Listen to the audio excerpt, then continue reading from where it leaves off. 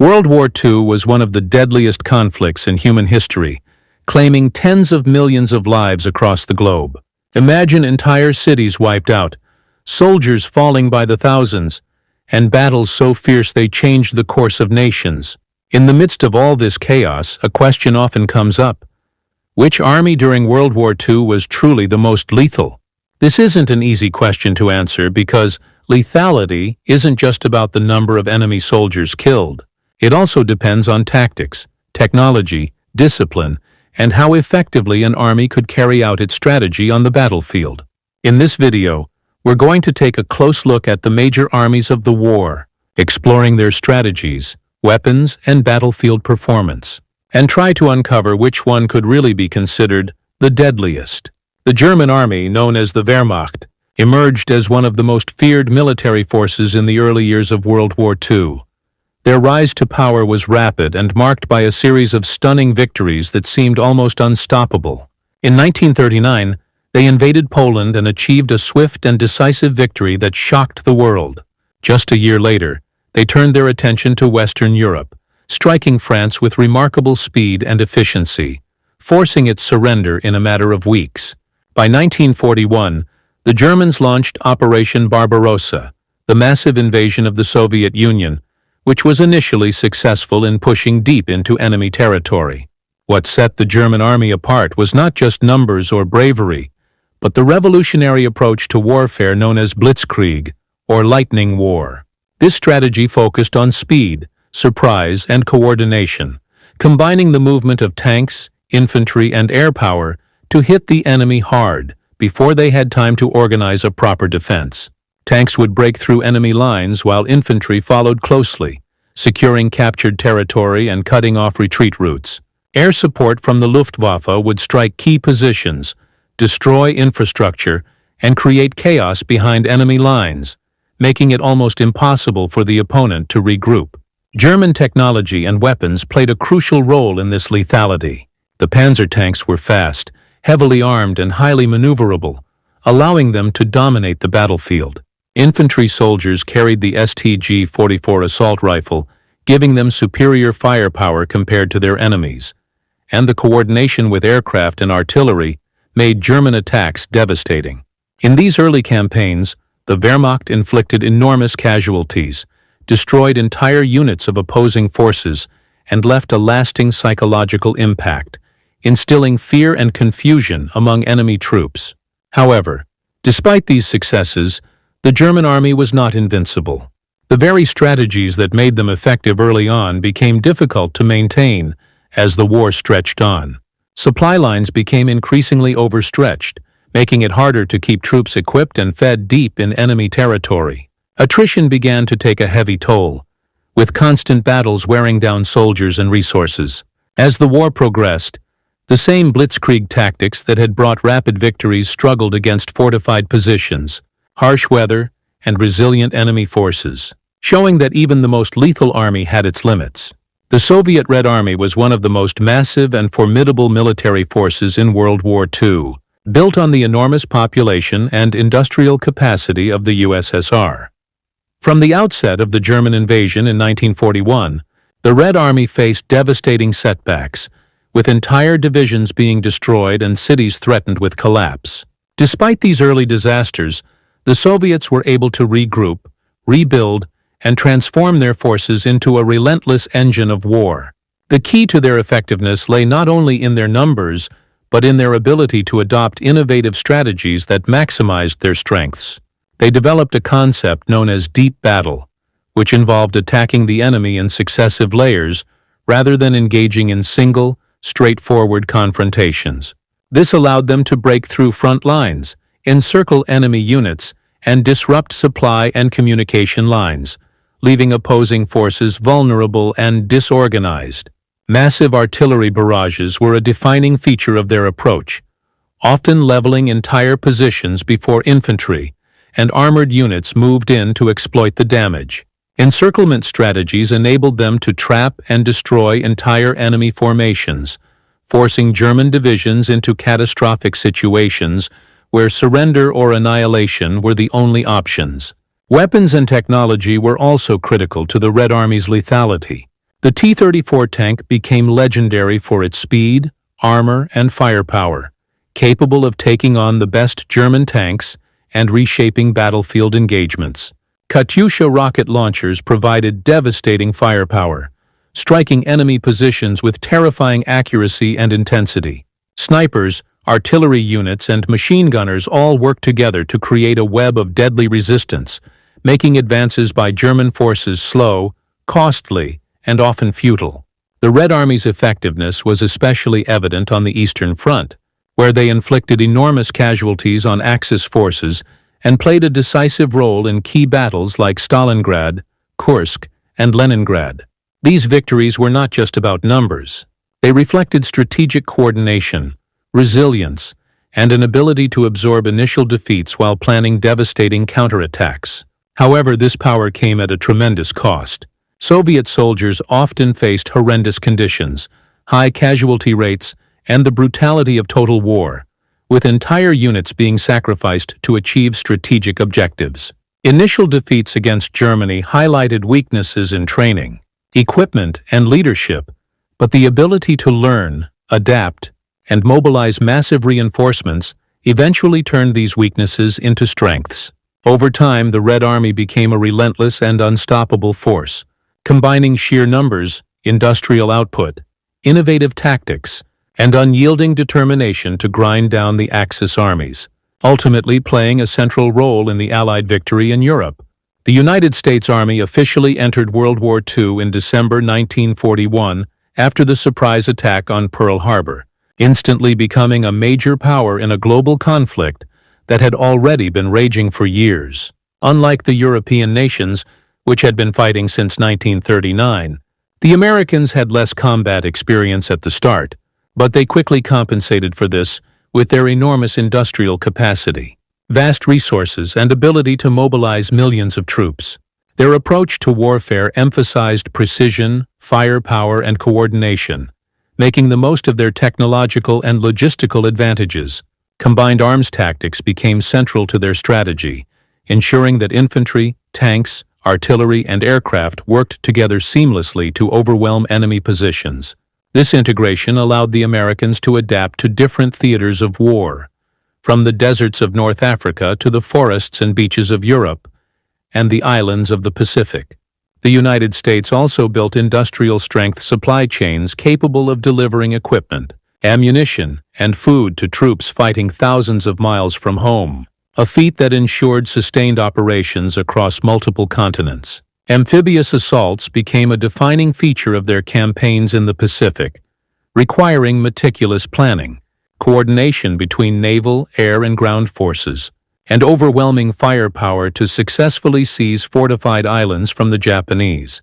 The weapons and technology employed by American forces gave them a significant edge on the battlefield.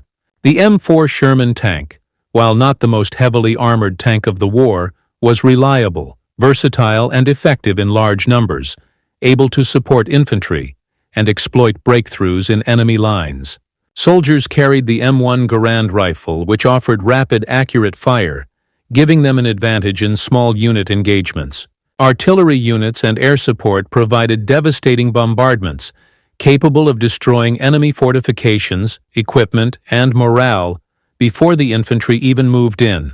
These capabilities translated into decisive victories in both Europe and the Pacific. From the Normandy landings to campaigns in Italy, the Philippines, and Okinawa, the United States Army demonstrated its ability to project force effectively across diverse environments. Precision bombing campaigns further weakened enemy infrastructure, transportation networks, and morale, demonstrating the reach and lethality of American military power. However, the Army faced significant challenges early in the war. Being a newcomer to large-scale combat, American forces initially lacked the experience and battle-hardened leadership of European armies that had been fighting for years. Training programs had to be accelerated, and early operations revealed gaps in coordination, planning, and tactical execution that required rapid adaptation. Over time, the United States Army overcame these obstacles, learning from each engagement and refining its strategies. By combining industrial might, technological innovation, tactical flexibility, and careful planning, The American Army evolved into a highly effective and lethal force, capable of striking with precision, sustaining long campaigns, and playing a decisive role in securing Allied victory across multiple theaters of World War II. The British Army entered World War II carrying a long tradition of military professionalism and experience, but it faced enormous challenges in the early years of the conflict. After the fall of France in 1940, Britain found itself standing alone against the Axis in Western Europe, forced to focus on defending the homeland and maintaining control over key territories around the world. One of the most critical and difficult campaigns was in North Africa, where British forces confronted German and Italian armies in harsh desert conditions that tested both endurance and strategy. To overcome these challenges, the British relied heavily on defensive resilience, fortifying positions and carefully choosing when and where to strike, rather than engaging in reckless offensives. This approach allowed them to hold strategic locations while waiting for opportunities to counterattack effectively. Intelligence played a crucial role in British successes, particularly the Ultra Codebreaking program, which intercepted and decoded German communications, providing invaluable insight into enemy plans and movements. This advantage allowed the British to anticipate attacks, plan counter-operations, and outmaneuver their opponents in ways that were not immediately visible on the battlefield. British weapons and technology, though not always as advanced as those of the Germans, proved highly effective when used with skill and coordination. Matilda tanks, though slower than their German counterparts, were heavily armored and capable of withstanding early anti-tank weapons, giving infantry vital support in assaults. Artillery units delivered consistent and devastating firepower, softening enemy positions and enabling coordinated attacks. The integration of forces extended beyond Britain itself, as Commonwealth troops from Australia, India, Canada, and New Zealand fought alongside British soldiers, amplifying their operational reach and allowing sustained pressure on multiple fronts, from North Africa to the Middle East and other strategic regions.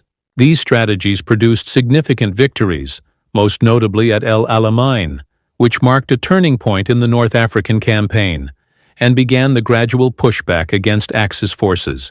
Despite these successes, the British Army faced notable limitations.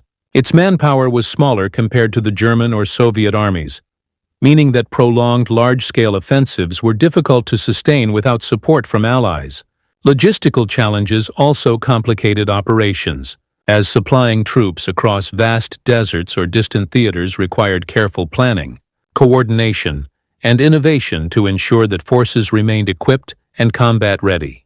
Nevertheless, the British Army's combination of disciplined professionalism, strategic planning, effective use of intelligence, and coordination with Commonwealth forces allowed it to achieve results that often exceeded expectations, maintain critical global fronts, and play an essential role in the overall Allied victory in World War II.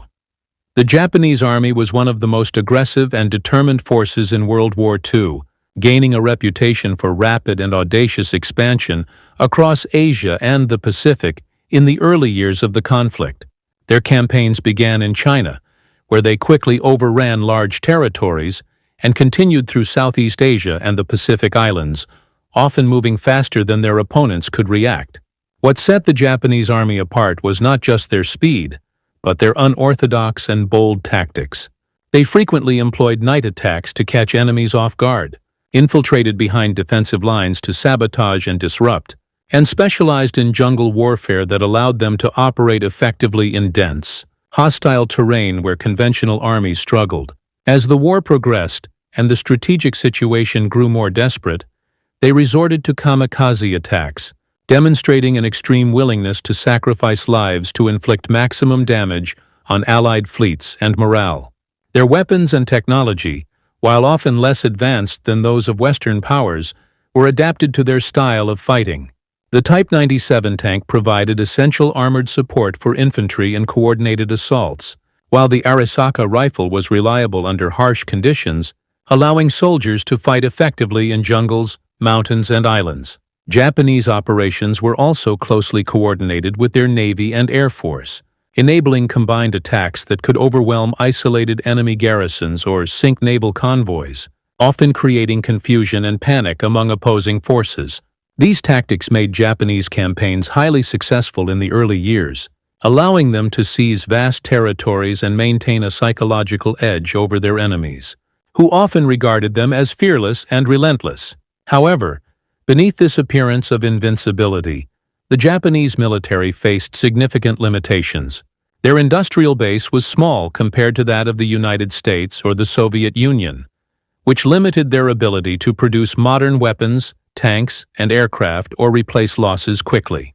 Resources such as fuel, ammunition, and steel were scarce, and logistical challenges across the vast distances of the Pacific often hampered reinforcements and resupply efforts, making it difficult to sustain prolonged campaigns.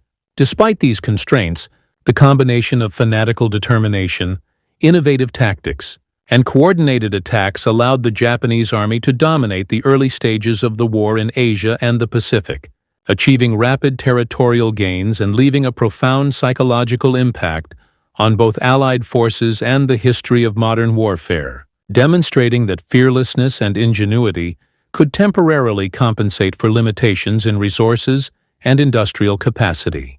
When comparing the lethality of different armies in World War II, it is important to look beyond simple numbers and consider multiple factors. Kill ratios and battlefield effectiveness provide one measure, showing how efficiently an army could defeat its opponents and control the flow of combat. But strategic impact is equally important, as some armies achieved decisive results that shaped entire campaigns or turned the tide of the war. Lethality also varies depending on whether we are looking at short-term effectiveness, such as the rapid victories of Germany in Poland and France, or long-term sustainability, like the Red Army's ability to absorb massive losses and eventually push the Germans back on the Eastern Front. The conditions in which armies fought played a major role as well. Terrain could favor one army over another, with deserts, forests, and islands influencing how tactics were applied, while resources determined how well troops were equipped and reinforced. Leadership and technology also had a profound effect, as innovative generals and advanced weapons could magnify an army's combat power and allow it to dominate even when outnumbered. Striking examples illustrate these differences clearly. On the Eastern Front, the Red Army's massive artillery and coordinated counterattacks inflicted staggering casualties on German forces, ultimately turning defeat into victory at Stalingrad and Kursk. In Normandy, American, British, and Canadian forces combined careful planning, overwhelming firepower, and coordination to break through German defenses, demonstrating precision and combined arms effectiveness. In the Pacific, the United States relied on island-hopping campaigns, combining amphibious assaults, naval power, and air superiority to slowly dismantle Japanese control while minimizing their own losses. Each of these examples shows that lethality is not simply a matter of who killed the most soldiers, but how effectively an army could achieve its objectives, sustain operations over time, and influence the broader course of the war. By looking at these metrics and the context in which they were applied, we can begin to understand the strengths and limitations of each major force and appreciate the complex nature of military effectiveness during World War II. World War II was fought by armies that were deadly in very different ways, each shaped by their strategies, technology, resources, and leadership. The German army stunned the world with rapid Blitzkrieg attacks that combined speed, coordination, and firepower to overwhelm enemies in the early years. The Soviet Red Army relied on sheer numbers, relentless pressure, and massive artillery to inflict devastating losses on Axis forces, ultimately turning initial defeats into decisive victories on the Eastern Front. The United States Army brought precision, industrial strength, and coordinated combined arms tactics that proved decisive in Europe and the Pacific, while the British Army combined professionalism, defensive resilience, and intelligence advantages to hold key fronts and support Allied operations across the globe. The Japanese Army fought with extraordinary courage and aggression, using infiltration, jungle warfare, and kamikaze tactics to achieve rapid early victories, despite severe logistical and resource limitations. Determining which army was the most lethal is not simple. It depends on the context. Whether one measures blitzkrieg shock, sustained attrition, strategic precision, or psychological impact. Each army was lethal in its own way, and influenced the course of the war profoundly. World War II reshaped modern warfare, showing how technology, strategy, and human endurance could change the fate of nations. If you enjoyed this analysis, don't forget to like, subscribe, and follow WW2 Reels for more deep dives into the stories and strategies that defined history.